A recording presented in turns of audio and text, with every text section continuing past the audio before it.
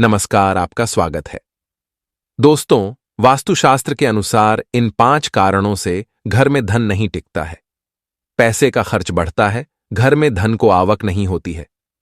वास्तुशास्त्र में अनेक प्रकार के वास्तु दोषों का वर्णन किया गया है। कई बार हमारी कुछ गलतियों के कारण घर में वास्तु दोष निर्माण होते हैं। इन्हीं वास्तु दोषों के कारण घर में क्लेश, धन की हानि होने लगती है। आमतौर पर लोग इन वास्तु दोषों पर ध्यान नहीं देते हैं, लेकिन घर की सारी समस्याओं की जड़ ये वास्तु दोष ही होते हैं।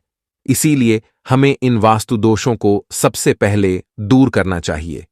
वास्तुशास्त्र के अनुसार हमारे घर के अंदर सकारात्मक और नकारात्मक दोनों प्रकार की ऊर्जा होती है। अगर नकारात्मक ऊर्जा अधिक होती है तो इसके पीछे वास्तु दोष कारणीभूत होते हैं।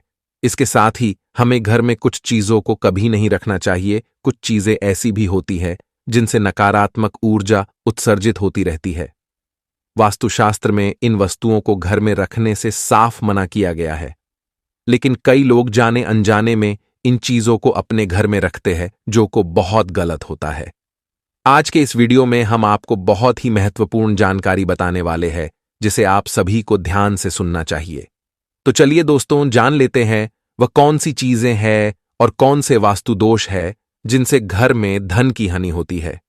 दोस्तों, अगर आप इस चैनल पर नए हैं तो इसे सब्सक्राइब जरूर करें, साथ ही वीडियो को लाइक जरूर कर देना।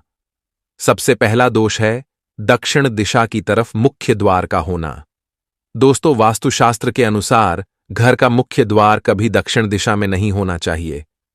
दक्षिण में द्वार होने से घर के मुखिया की कभी उन्नति नहीं होती है। घर में सदैव दुख और दरिद्रता छाई रहती है। धन का खर्च अधिक होता है। परिवार में बार बार लड़ाई झगड़े होते रहते हैं। इसीलिए दक्षिण दिशा में कभी द्वार नहीं होना चाहिए। दूसरा वास्तु दोष होता है मुख्य द्वार पर पेड़ की छाया पड़ना। अगर आपके मुख्य द्वार पर किसी वृक्ष की छाया पड़ती है तो इससे छाया वेद का निर्माण होता है, और छाया वेद को वास्तुशास्त्र में बहुत ही हानिकारक माना जाता है। द्वारवेद के कारण घर में हमेशा पैसे की तंगी बनी रहती है। इसीलिए घर के सामने कभी कोई पेड़ नहीं होना चाहिए, और कभी किसी पेड़ की छाया भी घर पर नहीं पड़नी चाहिए। साथ ही अगर घर के सामने कोई बिजली का खंबा होता है तो भी यह द्वार वेद निर्माण करता है। इससे भी धन की हानि होती है। मुख्य द्वार के सामने पानी की टंकी कभी नहीं रखनी चाहिए। पानी की टंकी से भी द्वार वेद निर्माण होता है। मुख्य द्वार के सामने गंदा पानी फैला हुआ नहीं होना चाहिए। जानवरों को बांधने के लिए कोई खूंटी भी मुख्य द्वार के सामने नहीं होनी चाहिए। तीसरा दोष है जल से जुड़ा वास्तु दोष।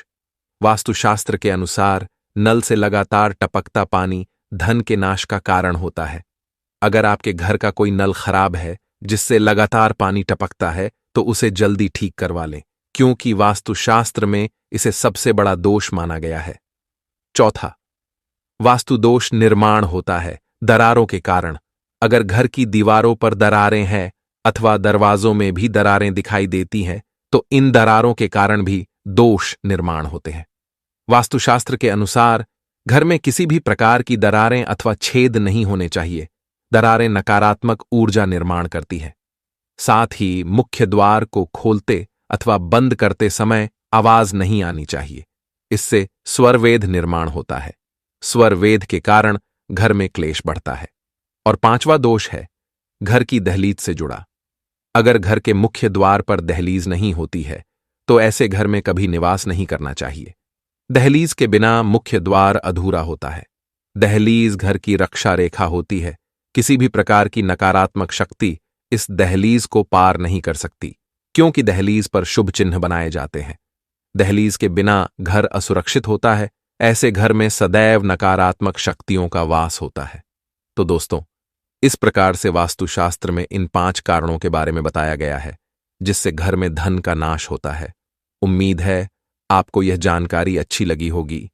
वीडियो को लाइक जरूर करें, साथ ही चैनल को सब्सक्राइब जरूर करें। आप सभी का धन्यवाद।